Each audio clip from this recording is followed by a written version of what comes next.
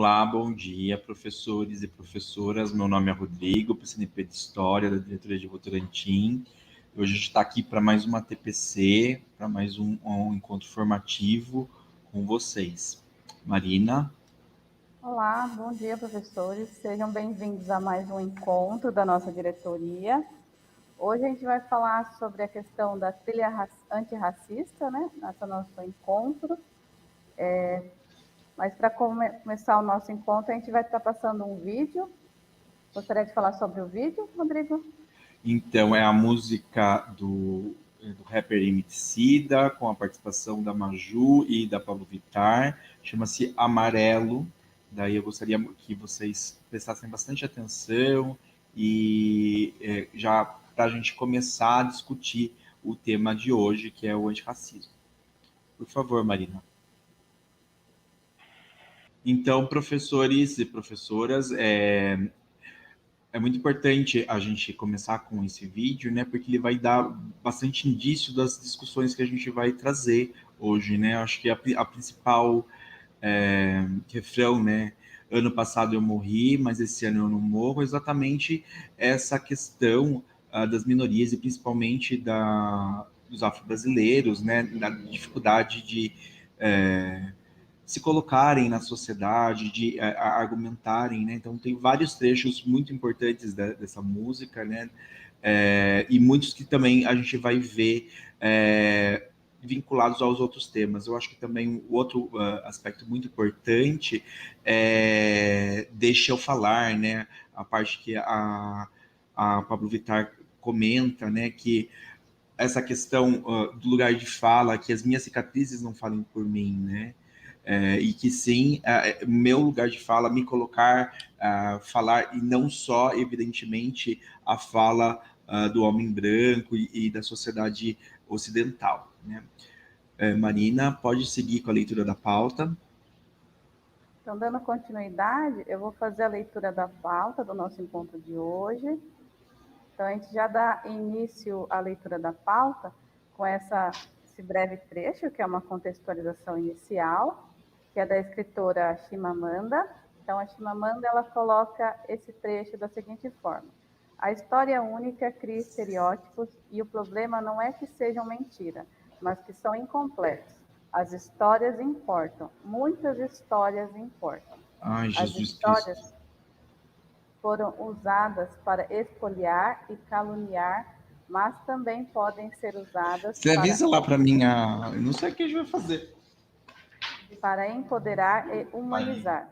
Elas podem despedaçar a dignidade de um povo, mas também podem reparar essa dignidade despedaçada.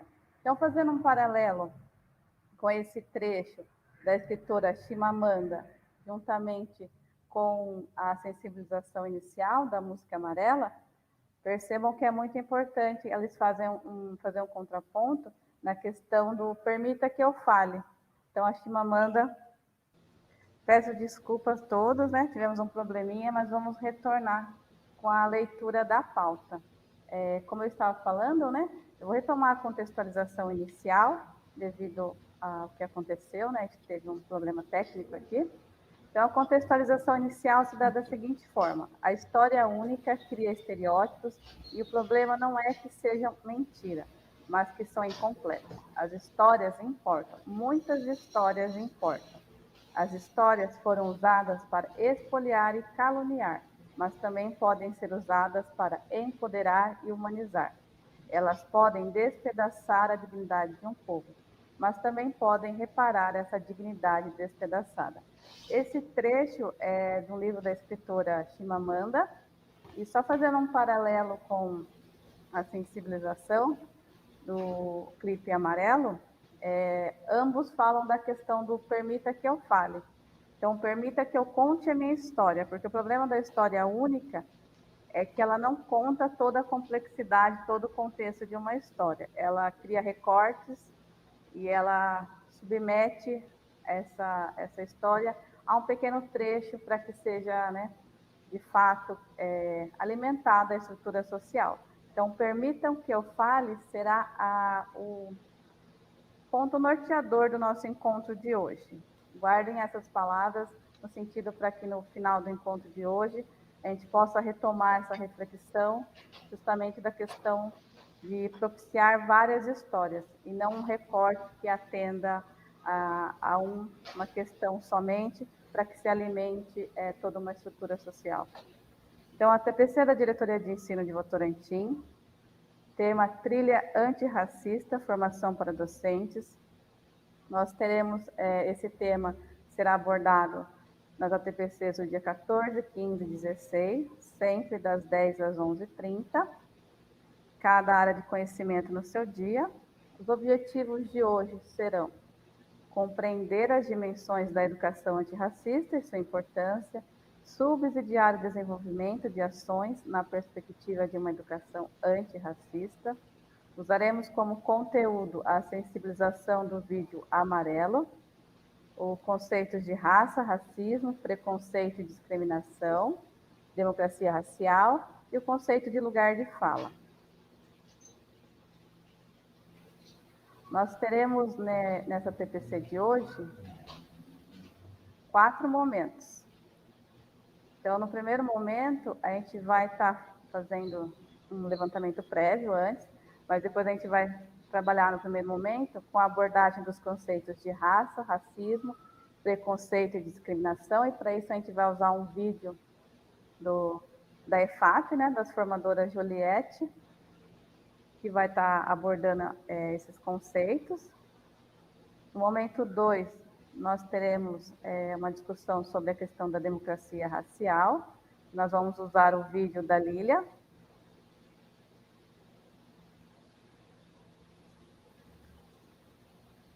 No momento 3, nós teremos o estudo de caso. Estudo de caso, existem professores negros, e esse estudo de caso ele está disponível nesse link que está na pauta, também foi colocado no e-mail para os coordenadores disponibilizarem para vocês, professores. Então, nós vamos ter esse estudo de caso, com algumas perguntas norteadoras referente a esse estudo de caso.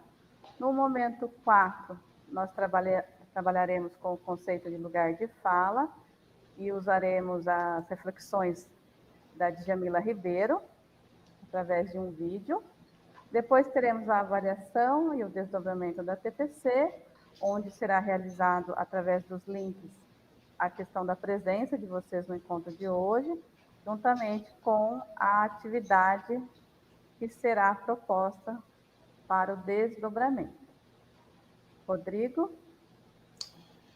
Então, eu gostaria de falar para vocês que aqui, através dos combinados, a importância da participação, né, através do chat. Por se tratar de uma formação remota, né, se utilizando das plataformas tecnológicas, a gente precisa muito do apoio de vocês e da contribuição de vocês através do chat, por favor. Então, é nisso que a gente vai construir aqui alguns combinados, né? Então, a gente sabe que muitas escolas estão com um data show, uma televisão ligado, então, caso você tenha oportunidade de também estar com o seu celular, evidentemente no mudo, só para contribuir no chat, é bem interessante. Ou a gente também pode pedir para que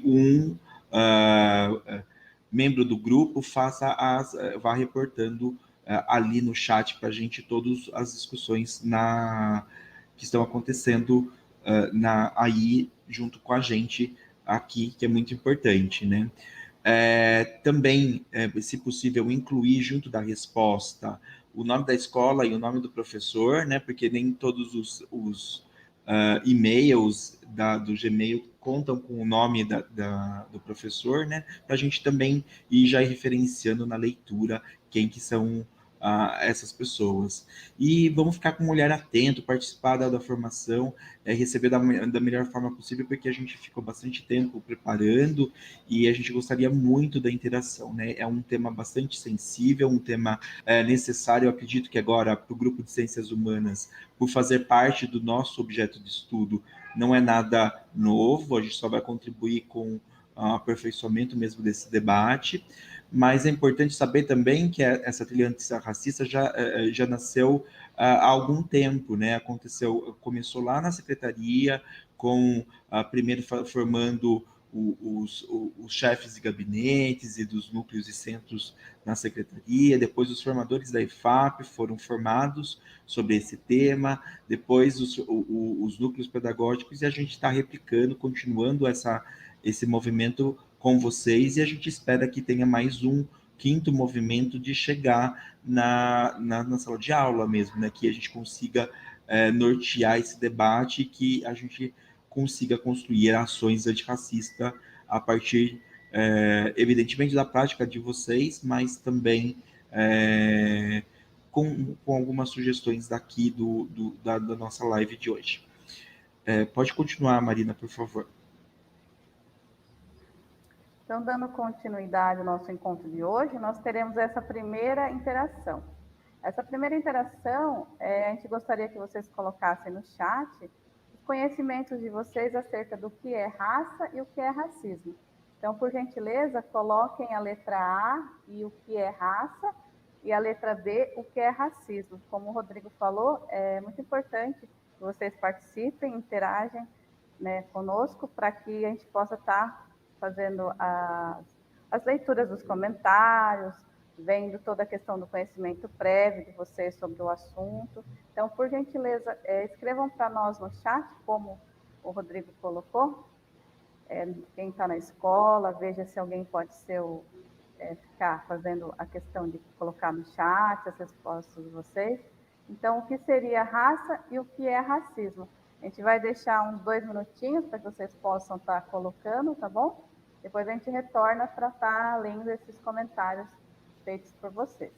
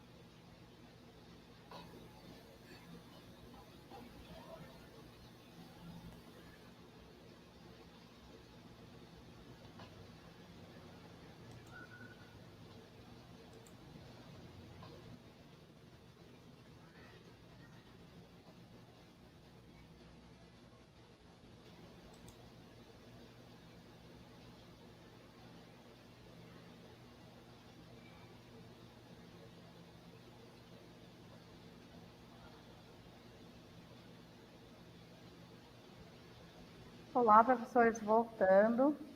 Muito obrigada pelas colocações no chat. Eu vou ler alguns comentários que vocês colocaram, a gente depois dá prosseguimento ao nosso encontro de hoje. Então, a professora Caiana, ela colocou para a gente assim, que o A, né, que seria o que é raça, é o conjunto de indivíduos pertencentes a um grupo étnico. Quanto à questão B, o que é racismo, a professora Caiana coloca preconceito baseado em suposições e estereótipos visando diminuir, humilhar ou sabotar indivíduos ou grupos baseados em suas características raciais. O professor JMS, da Escola São Mateus, colocou que o A seria as características corporais externas, então a raça seria características corporais externas. A professora Simone coloca, entendo como um conjunto de pessoas da mesma etnia, como cor da pele, olhos, cabelos. A professora Andréa Amaral coloca que raça é etnia e que o racismo é preconceito. O professor Fabiano César coloca que o que é raça? Minha descendência, minha origem, meu sangue. O que é racismo? Qualquer ação que me discrimine, levando a letra A como motivo. A professora Caroline Nunes coloca aqui a raça. Só um minutinho, que subiu da Caroline. Muito obrigada pelas participações. Estão colocando bastante coisa. Você quer que eu Caroline leia, coloca. Mari? Aqui Eu vou a ler só o raça da é. Caroline. Conseguiu Ah, tá. ler? Ah, sim. A raça é uma categoria das espécies de seres vivos utilizada pela biologia como forma de classificação em termos sociais. O uso do termo raça é usado enquanto senso comum para determinar grupos. Achei bem pertinente a questão da colocação da Caroline Nunes, porque ela vai dar um gancho para nós agora na questão do vídeo que a gente está propondo.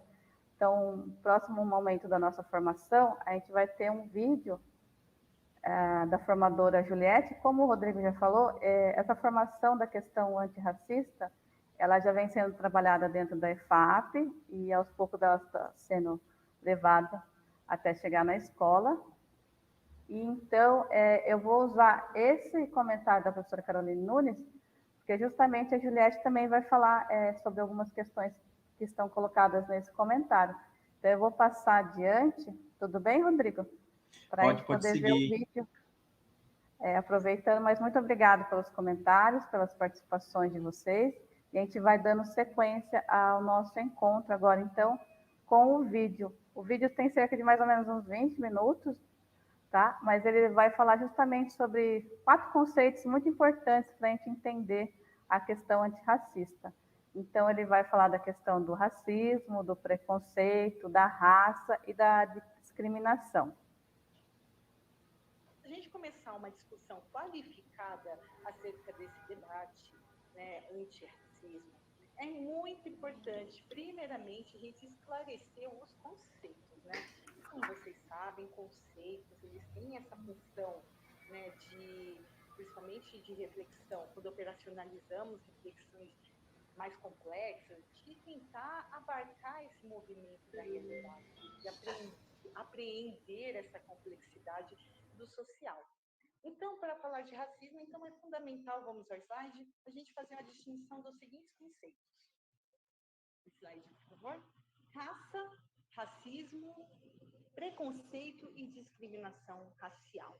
Então, a gente vai iniciar com raça, né? Raça, ele em si é um termo, um conceito controverso, ele não tem um significado fixo, né? Como todo conceito, né, e termo, ele é relacional e histórico. Relacional porque ele está relacionado, né, pelas questões sociais, pelo espaço aonde está sendo discutido e operacionalizado, e histórico. Um termo em conceito, ele não é fixo, né? Ele vai atualizando conforme o tempo passa. Ou seja, o seu significado depende das circunstâncias históricas. Tem um estudioso muito famoso, muitos conhecem, né, que é o Kapengele Munanga. Ele fala que a palavra ela tem origem do latim ratio, né, que significa espécie ou categoria. Então, nesses termos, o conceito ele foi usado primeiramente na área das ciências naturais, né, principalmente, especificamente, né, no âmbito da zoologia e da botânica. Então, é importante que a gente tenha a noção que raça, primeiramente, ela serviu para classificar plantas e animais. E aí, com o avanço, né, do mercantilismo no século XVI, e assim, com a descoberta de novos mundos, entre aspas, pelos europeus, houve esse contato com diversos grupos humanos. E aí o homem europeu, ele começou a pensar sobre tanto a multiplicidade quanto a diversidade da unidade humana. Aí não só isso, como o homem europeu passou a questionar acerca da humanidade dos não-europeus. Então pensavam, né, o que é essa diversidade, né? Essas pessoas desses novos continentes para os europeus, são humanos, bestas ou animais? Né? Como muitos sabem, muitos seres humanos não eram considerados nem animais, né? Eram bestas. Né? E aí essa variedade humana se pôs em evidência, isso merecia uma explicação científica. Então começou-se a pensar em noção de raça. Né? Mas é bom lembrar que antes de uma especulação científica acerca dessa diversidade humana, houve explicações também, durante muito tempo, de cunho, né, religioso. Então, dessa forma, se utilizava o conceito de raça para operacionalizar interpretação, classificação de seres humanos em categorias diferentes, né? Em raças distintas, assim como faziam com plantas e animais. Mas não só classificar, esse não era o maior problema, mas também hierarquizar essa classificação. Assim, esse sistema de classificação dessa diversidade humana, no âmbito do pensamento filosófico, né, e científico, serviu posteriormente, né, de tecnologia, a gente pode chamar isso de tecnologia, para o colonialismo europeu. Então, esse colonialismo começou a imputar uma noção de homem, né, pautada no homem europeu civilizado, o homem europeu universal. Né? Todos os parâmetros de humano se passava e tinha como referência o homem europeu. Né? E os não europeus eram tidos nesse contexto, né, como primitivos ou em processo de se chegar ao nível, né, de desenvolvimento do homem europeu. E isso, né, com o decorrer do tempo, possibilitou uma estruturação de desumanização, submissão, destruição, né, de povos dos diversos continentes, como vocês sabem, tanto da América, como da África e como da Ásia. E é interessante que no século XIX, essas indagações científicas acerca da diversidade, elas chegaram a fornecer, né, modelos explicativos, né, pautados tanto na biologia quanto na física, e formularam teorias onde se supunha, né, que as características biológicas seriam capazes de explicar as diferenças morais, psicológicas, intelectuais, e assim emerge o que se chamou de racismo científico. Então, quando vocês forem se aprofundar no tema, pesquisem, né? Racismo científico, como se isso se estruturou. Tinha-se a noção de que, né, como eu disse, as características físicas podiam dizer se a pessoa era boa ou má, se ela tinha até, gente, tendência a ser violenta ou não. Né? Então, quando vocês pesquisarem, vocês podem se aprofundar nisso. Então, o que eu quero que vocês entendam é que a noção de raça, ela é um fenômeno da modernidade, que começou lá no século XVI, o seu desenvolvimento, como a gente vai falando, que ele vai se atualizando com o tempo. E aí, os teóricos falam que a história das raças, né, é a história da constituição política das sociedades contemporâneas. E atualmente, né, como se usa esse conceito raça? Né? Graças ao desenvolvimento tanto da genética, da biologia, identificou-se, né, provou-se, né, o que já era óbvio até então, o que antes era óbvio, na verdade, se utilizava como mecanismo de poder, que determinantes biológicas não existem. É muito importante isso. As diferenças dos fenótipos humanos, né, fenótipos a gente fala, essas características físicas que é visível no outro, ela corresponde somente a 1%, né, de um indivíduo. Então, o termo raça, ele se manteve, né? O conceito e a noção de raça, é bom que a gente tenha isso muito claro, que é um elemento essencialmente político. Então, a gente tem aqui no slide, é importante destacar que se entende por raça a construção forjada nas tensas relações entre brancos e negros, muitas vezes simuladas como harmoniosas. Nada tem a ver com o conceito biológico de raça cunhado no século XVIII e hoje sobejamente superado. Então, na área de ciências humanas, compreende principalmente que existem desigualdades postas, né, devido a essas características fenótipas das pessoas, né, principalmente em países que vivenciaram a colonização moderna. Mas a manutenção da noção de raça, ela é tida como uma construção social que revela as nuances e as dinâmicas das relações de poder e das relações sociais entre os diversos grupos humanos, com diferentes fenótipos, né? E previamente, né, assim, essa noção de raça, ela se pautava na hierarquização e por ideologias racistas de caráter totalmente pseudocientífico, né? Então, portanto, então eu quero que vocês anotem, tenham isso, que a noção de raça, ela não está baseada em termos biológicos. A ciência já superou isso. O que se entende por raça é de caráter social, de caráter político, principalmente com relação às populações negras. E é importante destacar que, aqui eu vou ler só no slide antes de passar para o próximo ponto, que a classificação da diversidade humana, infelizmente, acabaram por percorrer o caminho da hierarquização e do racialismo. Então, o problema no começo lá nem era a classificação, mas a questão da hierarquização e depois o processo de desumanização.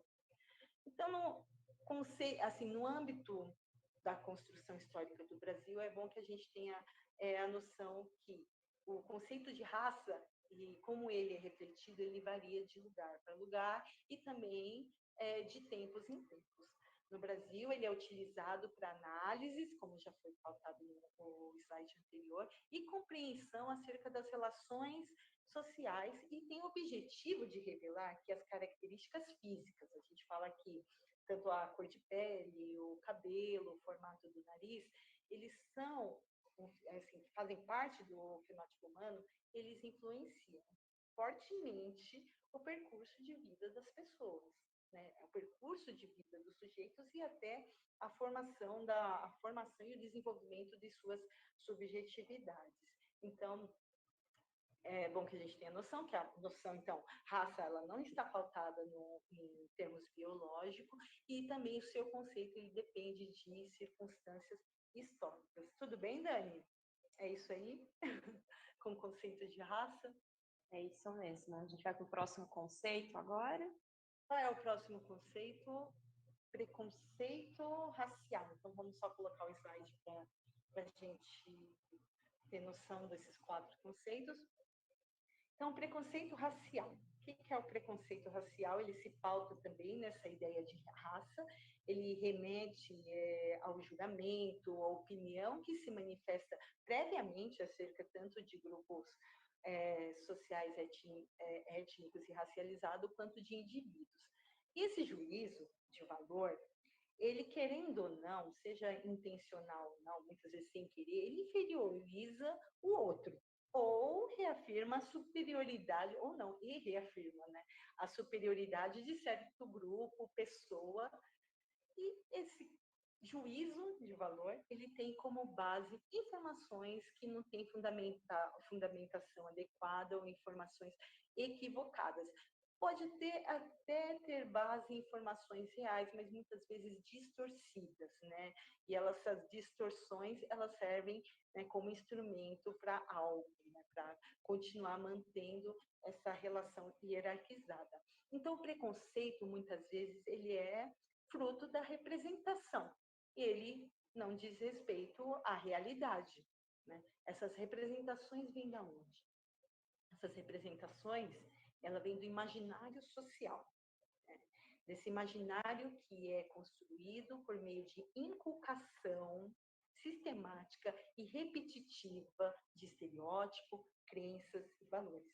Então, o preconceito ele faz o quê? Ele capta o imaginário social e transfere para o julgamento, né? O preconceito ele trabalha principalmente com estereótipos, né? E aí, estereótipos inculcados por tantas vezes, inculcado por onde? Tanto pelas mídias, quanto pelas relações sociais, pelas brincadeiras, né? Até existe um conceito também que acho muito interessante vocês pesquisarem, que é o racismo recreativo, né? Essas brincadeiras, elas perpetuam, né, esses estereótipos que compõem e fortalecem esse imaginário social.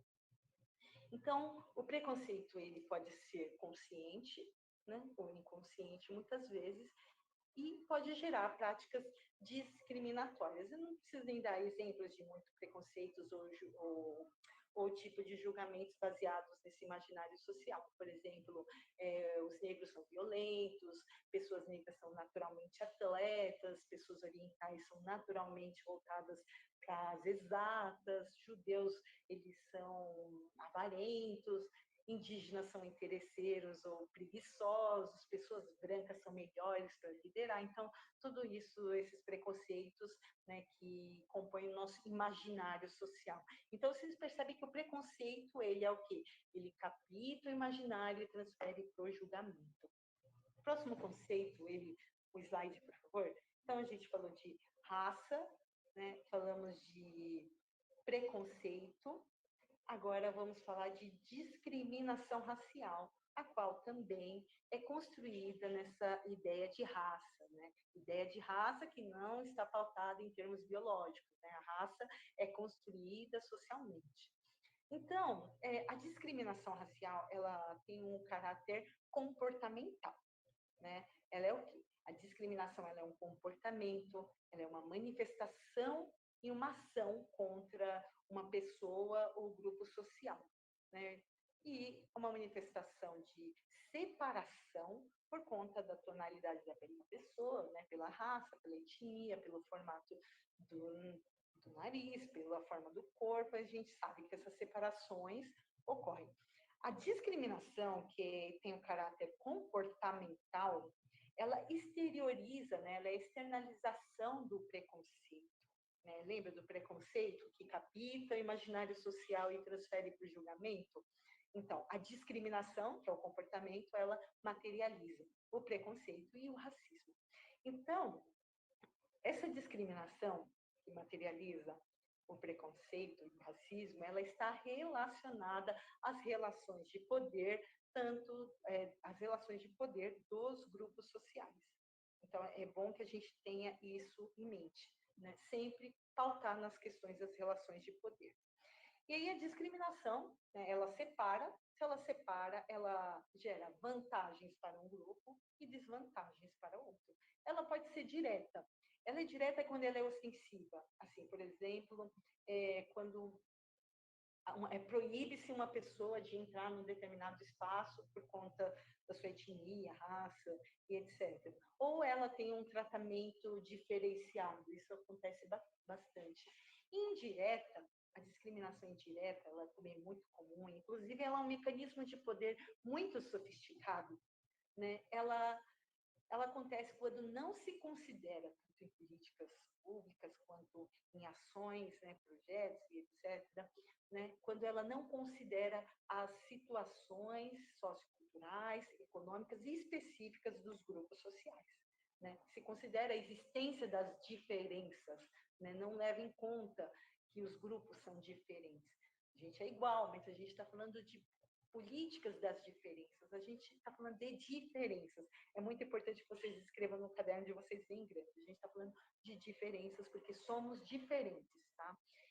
Isso acontece, né? A discriminação, ela não tem como intenção discriminar, separar, mas ela acontece porque não são consideradas essas diferenças. Então, quando a gente fala de mas somos todos iguais, a gente tem que tomar muito cuidado com o contexto que estamos usando e como a gente está usando, porque existem grupos muito diferentes, pessoas muito diferentes, e essas diferenças devem ser levadas em conta. Aí por isso que existe, né, diferenças entre igualdade e equidade.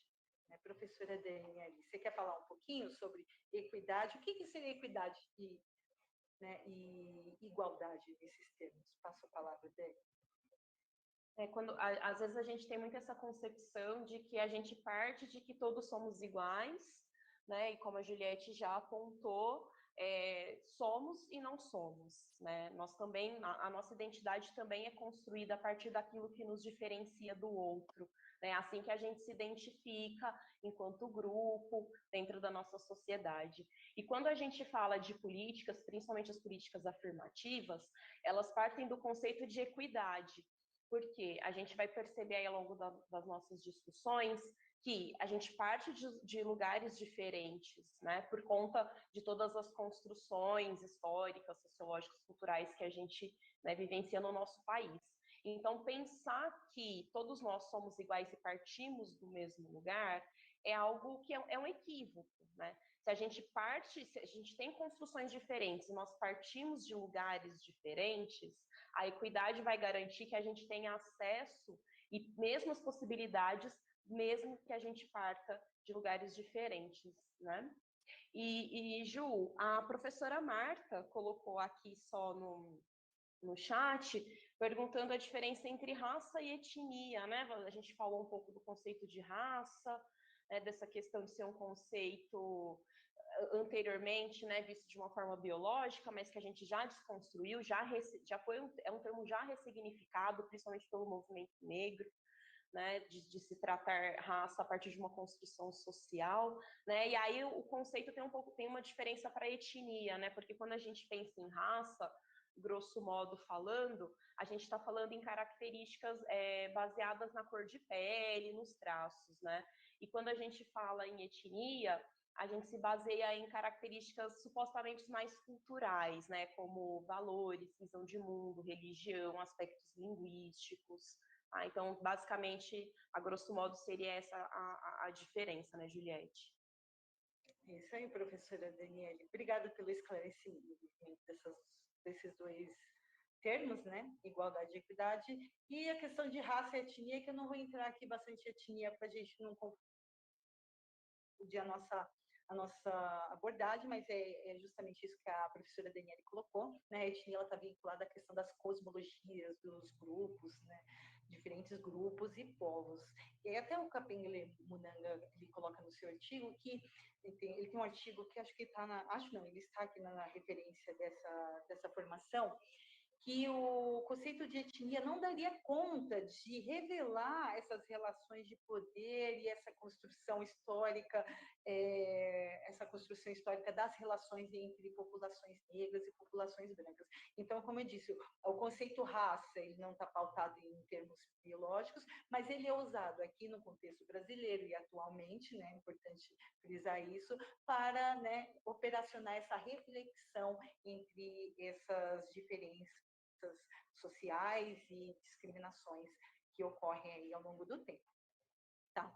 Então, aí a gente falando de raça, preconceito, né, que é o imaginário, né, que é o julgamento, discriminação, que é o ato comportamental. Então, vamos falar do racismo, né? O racismo, nós vamos falar aqui, na verdade, a pauta inteira, mas só para sintetizar o que seria o racismo, primeiro, a gente tem que ter noção. O racismo ele é um processo histórico, político, muito complexo. Né? Ele não se materializa, né? Na verdade, o racismo ele não é só a discriminação racial, porque é muito comum as pessoas falarem, aconteceu, as pessoas não querem que populações negras entrem aqui, isso aqui é racismo. É racismo, mas o racismo não são esses atos isolados. O racismo é um processo histórico e político complexo, tá? Ele se materializa nesses atos isolados. Ele se materializa na discriminação, ele se materializa no preconceito, então o racismo é algo maior. E aí muitos conhecem aqui, a gente está colocando, se baseia bastante nele, o Silvio Almeida, que é um intelectual negro, que ajudou a colocar em evidência esse debate para todas as pessoas de forma acessível, né, a discussão, que o racismo ele tem uma principal característica, e isso quero que vocês anotem. A principal característica do racismo, além de ser um processo histórico complexo, é a sistematicidade, né? Ele é sistêmico. O racismo é sistêmico. Né? Ele não está em atos isolados, ele é um processo que se forma por meio de uma racionalidade. O racismo ele é uma forma própria de pensar, ele é uma forma própria de agir na sociedade. Aí não tem para dar um exemplo paralelo, não tem o neoliberalismo, a racionalidade neoliberal, que ela permeia e ela movimenta toda a sociedade contemporânea.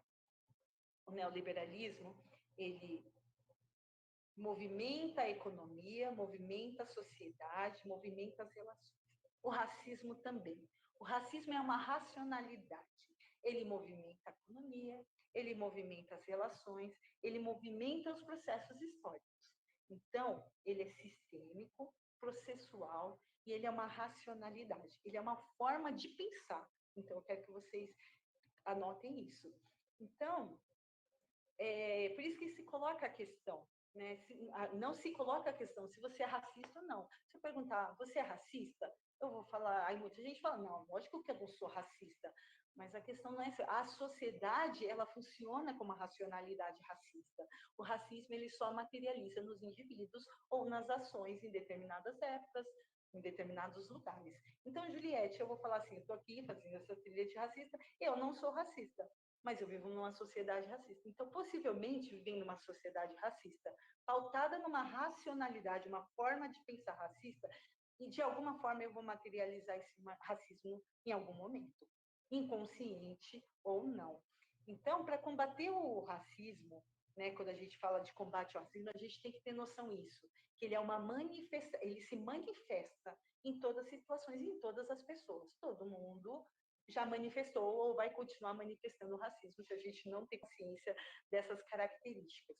Então, o racismo ele cria situações, né? Ele é uma racionalidade, é uma tecnologia, ele é muito sofisticado, ele cria situações na sociedade onde mantém sua sistematicidade, e aí, com essa racionalidade, são atribuídas tanto vantagens para alguns grupos e desvantagens para outros, né? Então, tudo pautado nessa noção de raça. Como vocês explicam, a Daniele depois vai mostrar os dados que ela trouxe, que há uma discrepância gigantesca entre populações negras e populações brancas. Se não temos nenhuma lei de segregação, como que se explicaria isso? Numa sociedade dita que não é racista. Por quê? Porque é uma racionalidade que tem instrumentos que vai atribuindo vantagem e desvantagem ao longo da história. Então, quero que vocês coloquem que o racismo é complexo, ele é uma racionalidade e ele é sistêmico, tá? Então, é isso, Dani, a respeito dos conceitos. Só mais uma questão, o que eu trouxe na outra formação da semana passada, que numa entrevista o Silvio perguntou para o Silvio de Almeida se o negro pode ser racista em relação ao branco, né? Ele fala que o negro não pode ser racista em relação ao branco, porque, como eu disse para vocês, o racismo ele envolve discriminação, sim, preconceito, mas envolve, acima de tudo, um modo sistêmico, tá? O negro ele pode ser preconceituoso com relação ao branco, mas não dá para ser racista, porque o racismo ele é sistemático. E essa racionalidade dominante, que é o racismo da sociedade, ele cria imaginário social, as subjetividades com relação à população negra, mas não com relação à população branca. Então, se tem um sistema de formação de discriminação e preconceito que se volta para determinados grupos, né? A pessoa negra sendo preconceituosa, ela não vai conseguir instaurar um racismo na sociedade com relação ao branco, né? O racismo sempre, então, é uma relação de poder. Ele cria vulnerabilidades e também ele cria e mantém de forma muito sofisticada pelo imaginário, está encucado aí ao longo da história, ele cria e mantém poder, tá bom? Então, é isso. Então, professores, voltando agora para a gente sistematizar as informações do vídeo, né? Um vídeo bem extenso, com muitos conceitos, né? Grande parte deles eu percebi pelo chat que, sobretudo o item raça, né? Ele fica muito dentro do que a gente tem de conhecimento prévio, né? Então, ele é uma categorização, ele começou mesmo como um aspecto de plantas e animais, a partir do século XVI, ele foi sendo utilizado também para se referir aos seres humanos, e como disse a Juliette, o problema não era nem a categoria, mas a hierarquização, né, o subjugamento de algumas raças, né, e que hoje a gente também pode continuar utilizando, o próprio movimento negro usa muito, mas na distinção fenótipa, praticamente, né, só os aspectos do rosto, do corpo da pessoa, é o que cabe esse sentido, né? Até numa questão de luta é importante manter a raça para exatamente mostrar essa questão de resistência, sobretudo num país que a gente sabe foi o último do Ocidente a acabar com a escravidão. Então, todas essas informações estão aqui, eu acho que não sei se vocês vão conseguir ver, nas diretrizes curriculares nacionais para a educação das relações étnico-raciais, né, do ensino de história, cultura afro e africana, e inclusive está no nosso nas nossas referências para depois de vocês estudarem, foram da onde as meninas, tanto a Daniele quanto a Juliette, tiraram para fazer essa formação. Esse vídeo é da formação para os núcleos pedagógicos que aconteceu na semana retrasada, né? E a gente viu, né, grande a importância. Agora, quanto ao racismo, que é importante a gente retomar, né, a gente confunde muito racismo com discriminação, né? A palavra racismo, como disse a Juliette, é muito importante ver que ele é uma lógica colocada na nossa sociedade, né? Ou sistemática, sistematizada, ou também se fala muito em racismo estrutural, né? Ela está colocada. Por mais que eu não seja racista, não tenha posturas racistas na minha vida, as nossas relações elas foram forjadas há mais de 300 anos com o racismo, né? Então, racismo não é igual à discriminação e não é igual ao preconceito, né? A gente até fala, não, o negro foi racista com o branco, porque a gente normalmente utiliza, né, o senso comum utiliza isso como sinônimo a preconceito ou discriminação, que não é o caso, tá bom? Seguindo aqui com a nossa pauta, pode passar, Marisa, você gostaria de comentar alguma coisa sobre o vídeo? Na verdade, eu gostaria só de ler 2 comentários que eu achei bem interessantes, do professor Mário Sérgio e da professora Marilene. Muito obrigada, professores, pelas interações. O professor Mário Sérgio coloca que o racismo é quando o preconceito racial instrumentaliza as práticas discriminatórias raciais. E a professora Marilene coloca aqui que discriminação racial está baseada nas relações de poder, com a ideia de separar grupos sociais, distinção, exclusão e restrições social. Então, eu só queria colocar mais uma vez, pontuando essa questão da racionalidade, né? Quando a Juliette, ela fala no vídeo que o racismo, ele é uma forma de pensar, ele é uma racionalidade e que ela é alimentada tanto pelo preconceito como pela discriminação. Então, esse imaginário social, ele é, ao longo dos processos sociais, sendo alimentado, e eles culminam na questão da discriminação, né, no ato do comportamento de separar as pessoas, justamente porque essa racionalidade ela tem a intenção de manutenção da forma que está colocado o poder. Então, a manutenção dessas relações de poder, elas estão no racismo. Então, o racismo é uma forma de pensar, tem que entender que ele é uma racionalidade, né, que está permeada pela sociedade, alimentada pelo imaginário social. Então, esse imaginário social constantemente é colocado imagem, colocado ideias, em debate na questão de alimentar esse imaginário social para que ele possa manter esse racismo que estabelece uma ordem de poder com aqueles que se constroem, né, aqueles que estão na questão da sociedade. Então, eu só queria pontuar mesmo que essa questão do processo é um processo, ele é sistêmico, então ele vai colocando pequenas coisas, pequenas ideias, desde muito cedo, por isso que é importante falar-se em antirracismo na educação, porque desde muito pequeno as crianças vão vendo imagens, vão vendo falas, vão vendo coisas que vão alimentando esse imaginário social, que vão desembocar num ato comportamental de separação, de segregar as pessoas, que nada mais é do que alimentar essa racionalidade. É intencional a alimentação dessa racionalidade para que se mantenha a ordem que se existe, para que seja uma sociedade para poucos. Então, é muito importante falar em antirracismo, justamente para que a gente possa quebrar esse imaginário social, para que a gente possa não fomentar essas ideias, não fomentar imagens, lembrando a questão da história única, para que a gente não promova a história única que a Chimamanda fala, que a gente possa falar de várias histórias. E essas várias histórias serão as histórias que vão quebrar de alguma forma esse imaginário social, para que a gente possa, de certa forma, quebrar um pouco essa racionalidade, essa forma de pensar, que é o racismo. Rodrigo? Eu acho que a gente pode seguir agora para a próxima interação, né? Gostaria de saber de vocês, professores, a gente até comentou um pouquinho, e a gente vai agora abordar através do texto, aliás, do texto não, da fala, né, da professora Lília, professora doutora Lília Schwartz, né, sobre a democracia racial. Vamos aqui, eu acredito que por grande parte de vocês, aliás, todos, né, tirando os PCs, são de ciências humanas, então conhecem esse termo e devem ter um conhecimento científico sobre ele. O que vocês conhecem sobre a democracia racial? Coloquem no chat para a gente participar e para depois também a gente validar novamente as nossas informações com o vídeo da Lília Schwartz.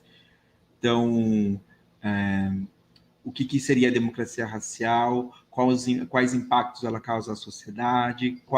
Em que período a gente acreditou mais nessa democracia racial?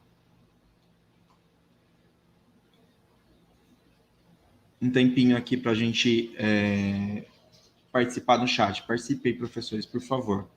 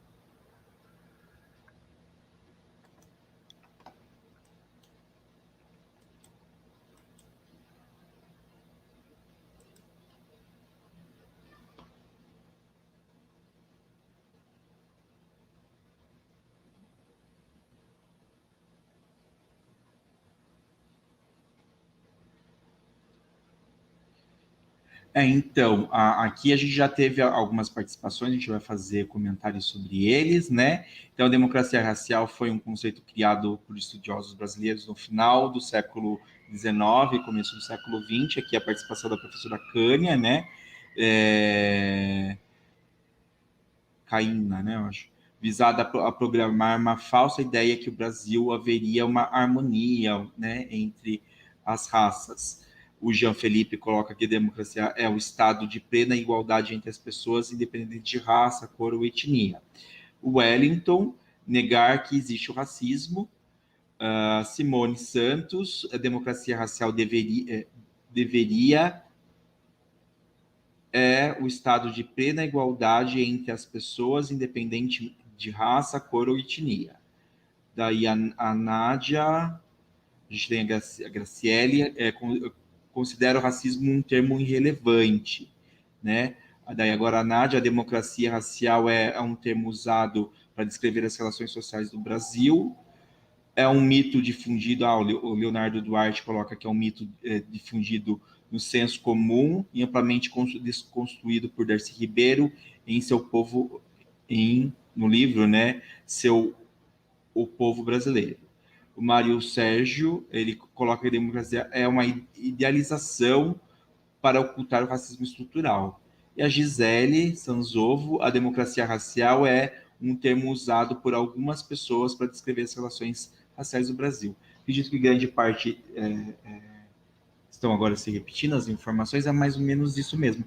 Vamos confrontar agora, Mari, com o vídeo da Lilia Schwartz, né? Eu acho que vocês conhecem, a professora doutora da USP, historiadora, pesquisadora sobre a história do Brasil, né? Sobretudo o período imperial. Ela tem alguns livros sobre o Dom Pedro II e também nessa perspectiva da democracia racial, do racismo na estrutura social.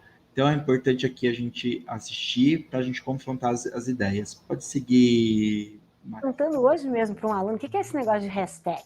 Hashtag, eu falei errado, ó. Vê que eu não sei, nem sei falar. Hashtag somos todos humanos, hashtag somos todos iguais. Você acha mesmo que no Brasil nós somos todos iguais?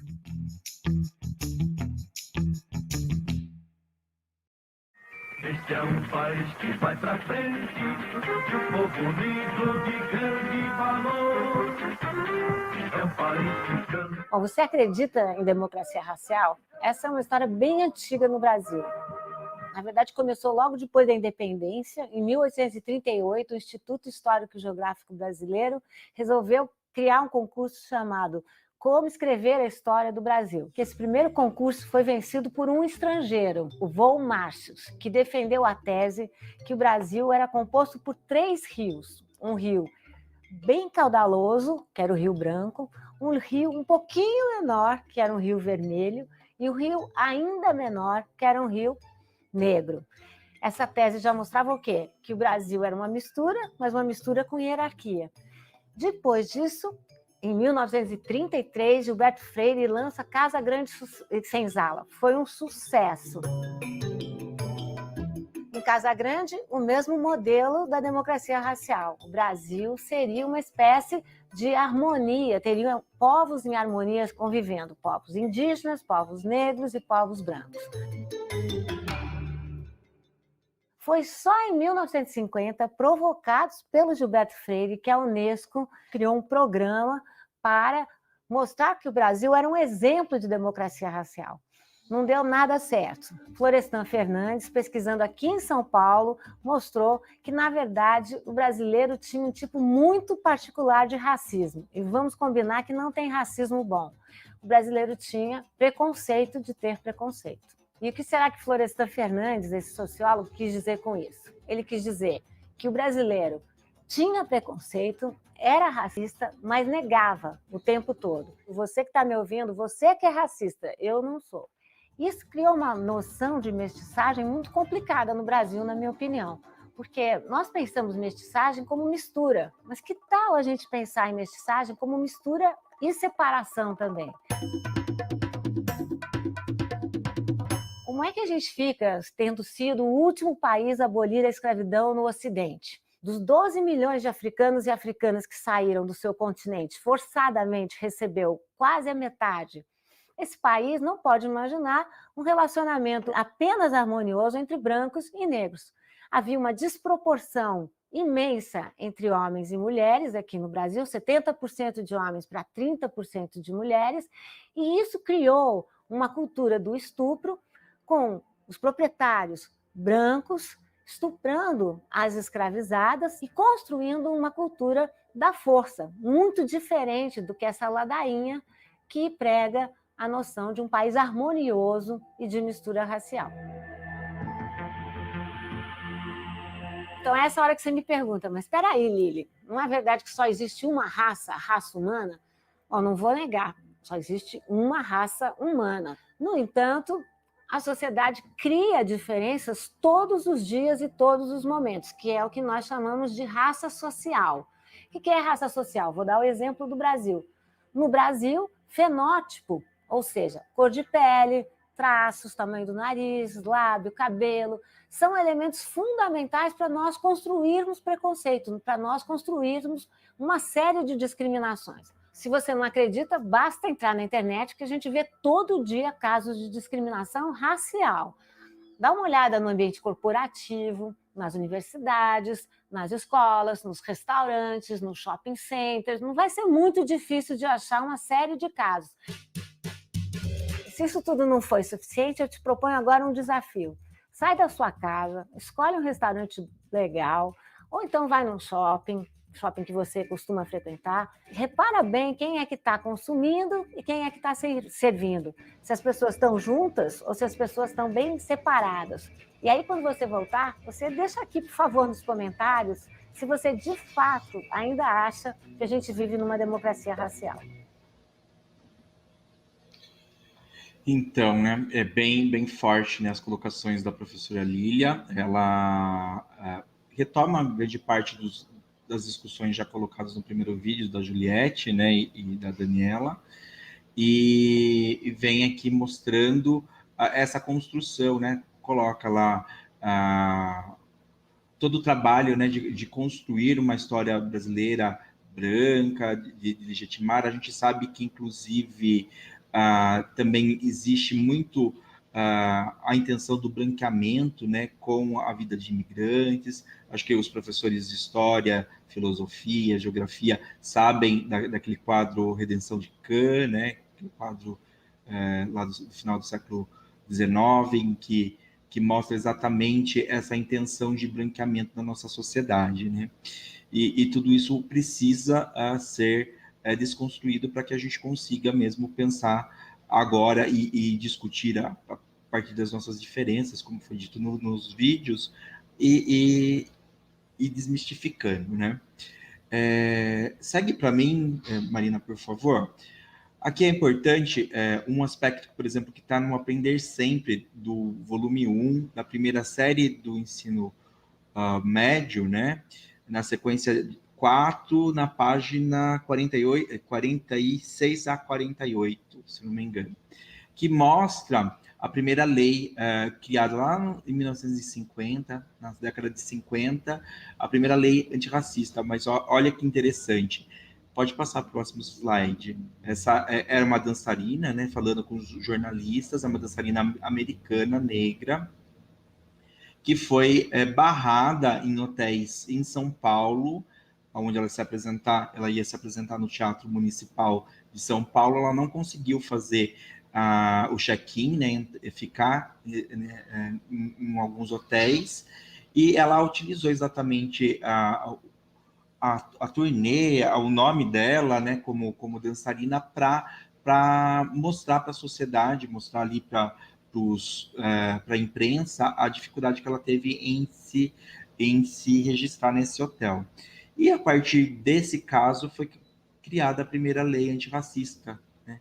Agora, o que a gente deixa aqui, a gente deixa de provocação, né? Não precisa participar no chat, mas se a gente tem um país em que existe uma democracia racial, as nossas diferenças são só sociais e econômicas, por que a gente precisa criar uma lei antirracista e criar várias leis antirracistas? E a gente parte agora para o nosso estudo de caso. Pode seguir, Mari. Vocês receberam e também têm acesso pela descrição do vídeo aqui de um estudo de caso. A gente também vai mostrar um vídeo elaborado pela Terezinha, PCNP aqui de Ciências da Natureza, da nossa diretoria, colocando o nome desse estudo de caso, se chama Existem Professores Negros, né? E eu gostaria muito da participação de vocês pelo chat e também discussão ali no grupo de vocês, na escola, né? Então, vocês vão precisar responder essas 5 perguntas. A, aonde está o racismo nesse caso? B, se esse episódio fosse denunciado, ele seria recebido pelas autoridades? Aconteceria ele seria, digamos assim, criado um processo ou não? Ele ficaria algo velado? Qual seria uma atitude antirracista nessa situação, né? Então, como a gente agir de uma forma antirracista para resolver ou para dar um desfecho para esse caso, e qual é o ônus de uma atitude antirracista nesse caso também, né? A gente vai pensar nele, se a gente tem uma intervenção, será que a gente resolve, ou qual é o aspecto que vai ficar meio um climão chato desse estudo de caso. Você já viu ou presenciou alguma coisa parecida? Então, a gente segue agora com o vídeo, mas se vocês quiserem também ler, vocês têm acesso distribuído pelo PC de vocês e no link da descrição do vídeo. Pode passar, Mari. Trilha antirracista. Caso 1. Existem professores negros? César, ex-aluno de escola pública de família pobre, teve que estudar à noite para realizar o sonho de se tornar professor. O então desenhista nato, descolado e de cabelo black, começou sua jornada para concretizar o sonho. Iniciou o ensino superior graças à Bolsa de Estudos. Toda a sua trajetória no ensino superior foi desafiadora, principalmente porque César precisava estudar várias horas ao dia. Enfim, missão cumprida, concluiu o curso e passou em um concurso público. Além disso, casou-se com Vitória, sua maior aliada e parceira de todas as horas. O casamento de César e Vitória foi muito lindo. Para confirmar o casamento, casaram em 3 igrejas diferentes. Primeiro dia de aula na escola, mochila nas costas, passando pelo pátio e chegando à sala dos professores. César foi surpreendido por um silêncio ensurdecedor e olhares curiosos, quando uma das professoras perguntou: "Qual é a sua série?" "Fui confundido com estudante", pensou César admirado. A abordagem não finalizou ali. "Ei, Moreninho, já para a sua sala, você não pode ficar aqui na sala dos professores." Constrangido, César precisou dizer que era professor e que era seu primeiro dia na escola. Ao olhar seu entorno, pôde observar que era o único professor negro. Nossa, parece aluno!" E a professora deu risada. Enquanto isso, a diretora entrava na sala dos professores. Ouviu a conversa, percebeu o clima, porém nada perguntou. César, pensativo, ficou e pouco conversou. Jornada dura, 8 horas concluídas e pensamento a mil. Ao final do dia, chegando em casa, após um longo dia de trabalho, vai ao encontro de sua esposa. "Boa noite. Como foi o dia?" perguntou Vitória. "Nossa, hoje foi difícil", respondeu César, visivelmente cansado. "Muitas aulas, dobradinhas, até a rotina da escola, maior bagunça, não estou acostumado." "Sei bem, amor. Imagino que você deve estar super cansado. Vamos jantar?" Não, obrigado. Estou um pouco chateado." "Hoje o dia foi tenso", disse César, respirando fundo e suspirando. "Nunca tinha observado que na escola em que eu estudei não tinha professores pretos." "O que aconteceu?" perguntou Vitória, surpresa e preocupada com a reação do marido. Claramente não estava bem. "Prefiro não falar. Talvez eu esteja apenas num dia ruim." "Se você fosse a Vitória, como reagiria?" Created using Powtoon.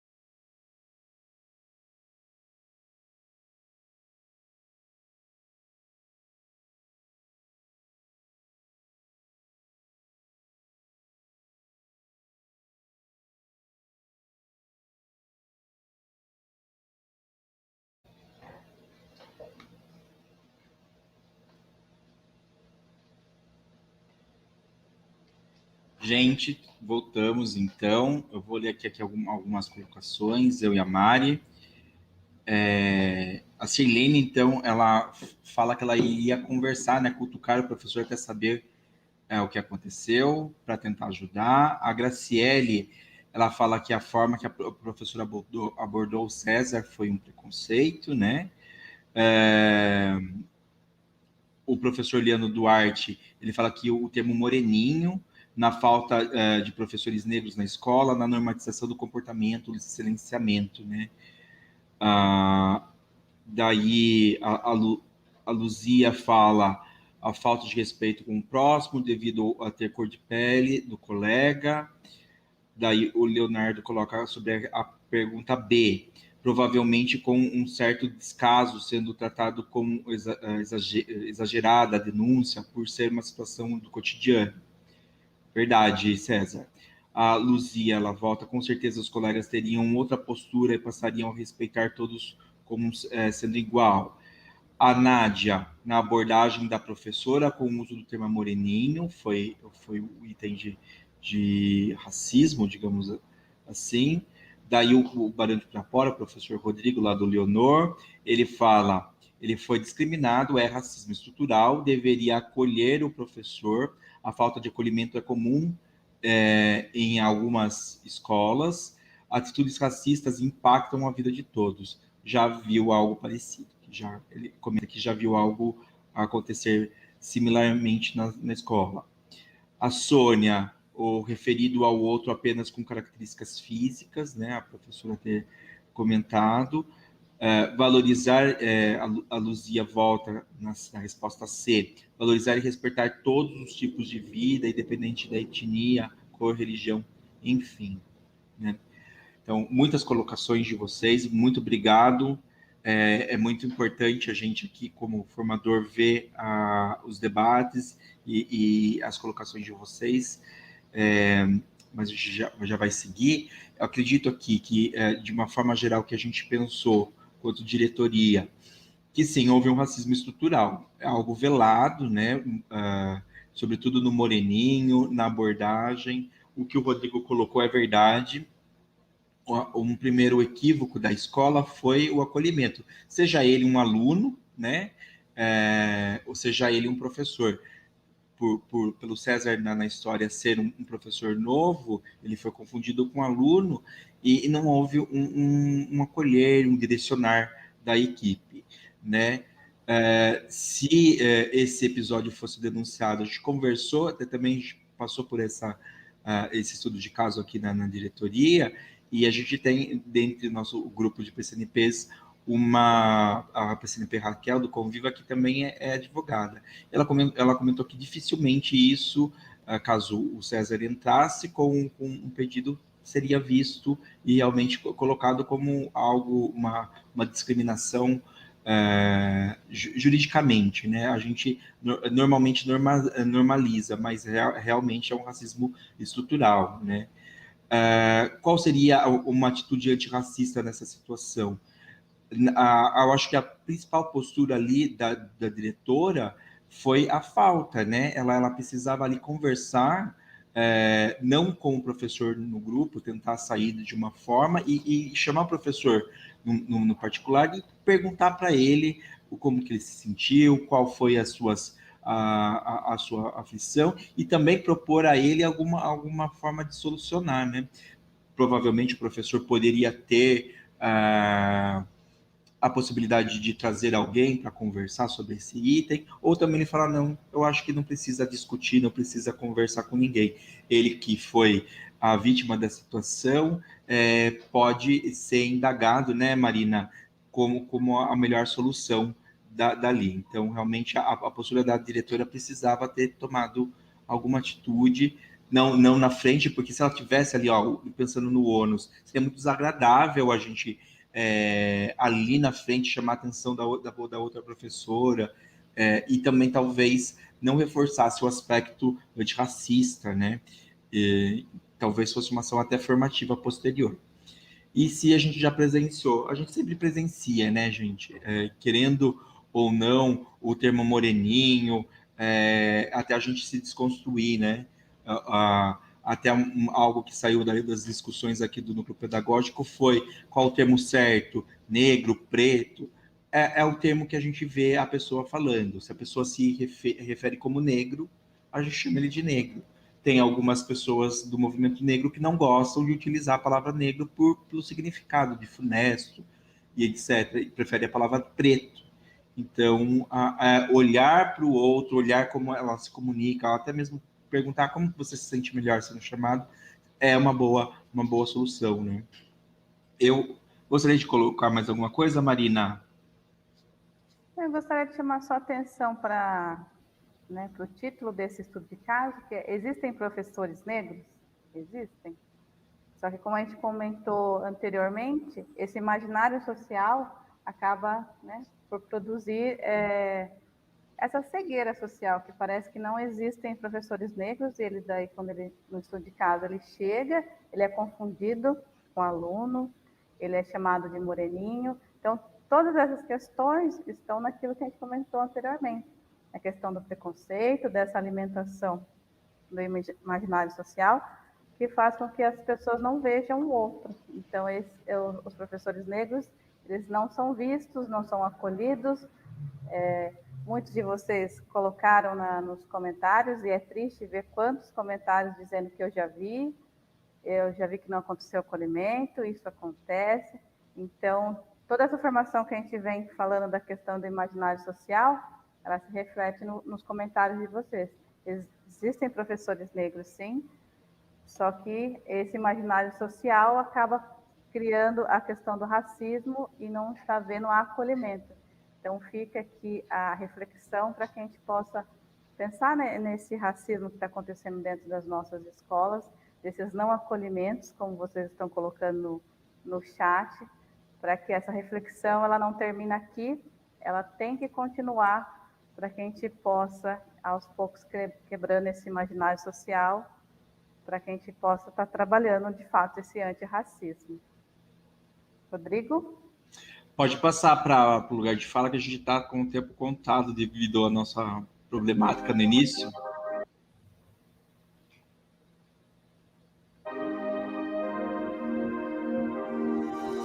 A origem, né, do conceito do lugar de falar ela é imprecisa. A gente acredita que ele tenha sido criado a partir da tradição da teoria racial crítica, estudos sobre diversidade, algumas autoras negras que começam a discutir essa questão, não só negras, mas latinas, indianas, como a Spivak, de quem pode falar numa sociedade patriarcal, racista, onde o discurso legitimado é o discurso do homem branco heterossexual.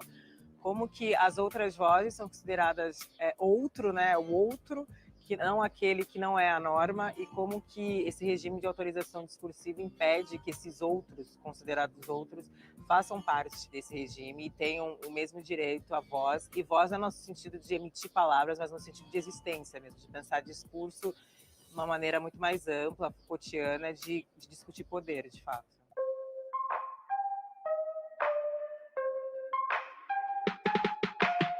Porque quando a gente fala de lugar de fala, a gente está falando de lugar social, de localização de poder dentro da estrutura, e não a partir da vivência, especificamente, ou de experiência individual, que muitas vezes acaba sendo a confusão que as pessoas fazem. Então, eu quero discutir como que o grupo social negro, por fazer parte desse grupo, compartilham experiências em comum, e como que essas experiências elas são atravessadas dentro dessa matriz de dominação que impede que esses grupos existam em determinados espaços, e como que esse grupo localizado no poder precisa começar a se pensar do que significa ser branco, do que significa pensar a questão racial a partir da branquitude, que tem todo um estudo sempre sobre os grupos subalternizados, né? E os grupos localizados no poder não se estudam, não se pensam. O que significa lugares de fala, o que significa esse homem branco pensar a partir desse lugar. Porque ele não se vê como marcado, ele não se vê como alguém que fala a partir de um lugar. Então ele olha para uma mulher negra e diz: você é específica, você é mulher negra. Olha para uma mulher, você é específica porque você é uma mulher. Mas ele também não se entende como específico, ele se entende como universal. Uma outra confusão grande é confundir lugar de fala com representatividade, né? Que aí você cria uma visão essencialista, né? De achar que só o negro pode falar de racismo. Se estamos em relações raciais, em relações de gênero, é importante que as outras pessoas debatam sobre esse tema. Então, claro que, de repente, uma travesti negra, ela não vai se sentir representada por uma mulher branca, mas aquela mulher branca, a partir do lugar que ela ocupa, pode pensar criticamente da situação da travesti negra, como é que ela pode se responsabilizar e pensar criticamente desse lugar que essa travesti ocupa. Então, todo mundo tem lugar de fala. Eu acho que é isso que às vezes as pessoas não entendem. Esse não é o meu lugar de fala, eu não tenho lugar de fala. Todo mundo tem, porque está localizado socialmente, né? Mas é como que falar a partir do seu lugar sobre outras questões, né? Então, a pessoa branca deve discutir racismo, até porque faz parte do grupo que historicamente se beneficia dele, mas ela vai discutir a partir de um outro lugar, como que ela, como branca, pode pensar a situação racial no Brasil, que passa por desnaturalizar lugares, por exemplo, que passa a começar a se incomodar, a se questionar, por exemplo, enfim, na universidade, um exemplo, por que só tem professores brancos e por que só as mulheres negras limpam os banheiros? Né? Isso é natural, né? Tem que começar a desnaturalizar isso, começar a refletir sobre isso. Então, é como que a partir desse lugar ele começa a entender a sociedade e começa a se responsabilizar por isso. Eu acho que o lugar de fala nesse sentido acaba sendo uma postura ética, né? Como que eu, do grupo que é localizado no poder, posso contribuir para uma sociedade menos desigual?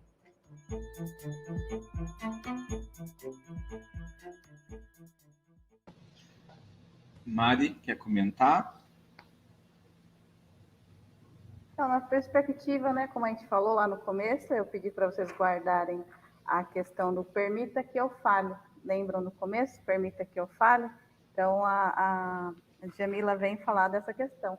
Permita que eu fale. Eu falo dentro da minha vivência, mas eu falo sobre o tema de acordo com a minha vivência, mas eu tenho que falar também, no sentido de não se calar, porque eu acho que só ele vai falar e eu não vou falar, eu vou falar dentro da minha vivência.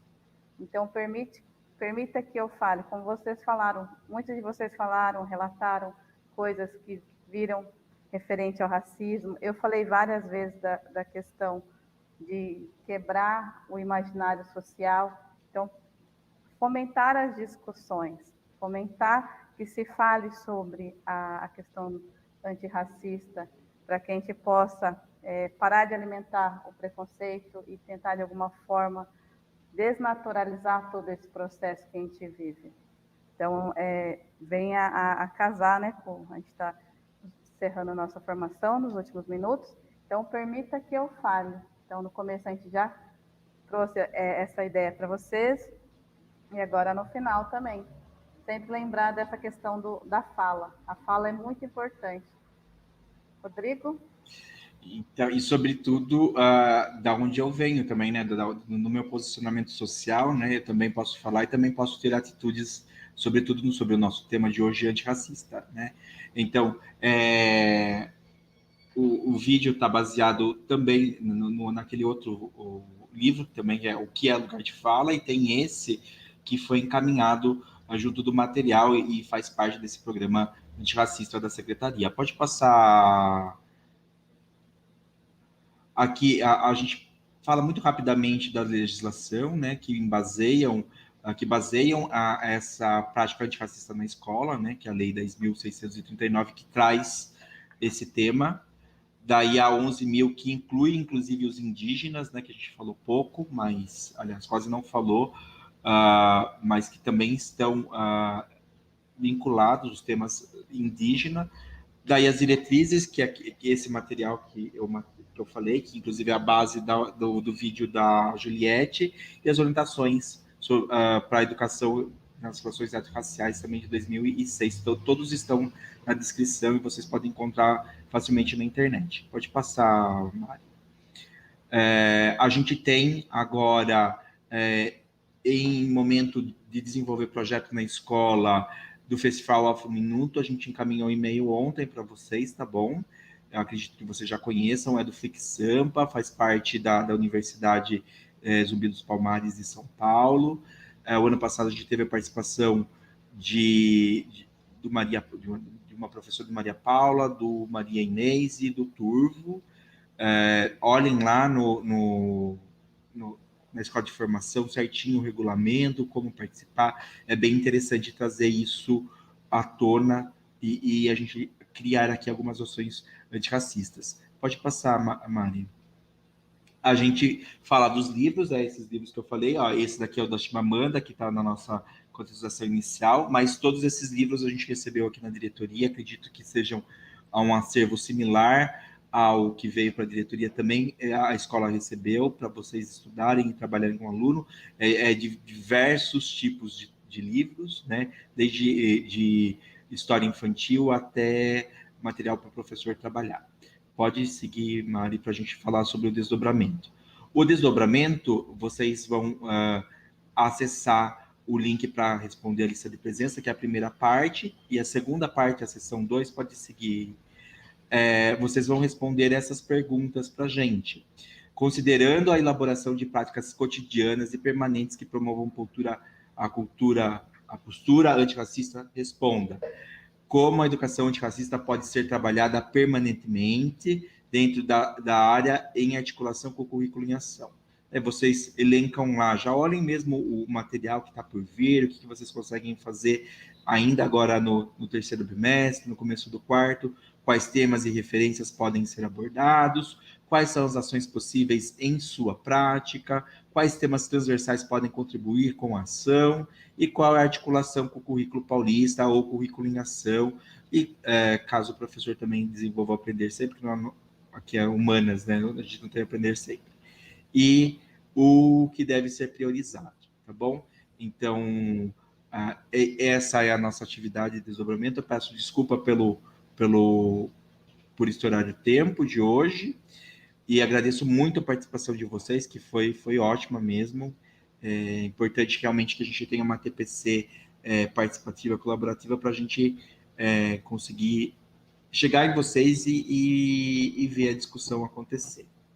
Da minha parte, muito obrigado. Mari. Muito obrigada a todos pelo encontro de hoje, e como eu disse anteriormente, né, muito obrigada pela participação de vocês, e que essa discussão ela não termine aqui, mas que ela continue dentro das escolas, para que a gente possa, de fato, fazer uma educação antirracista. Muito obrigada a todos.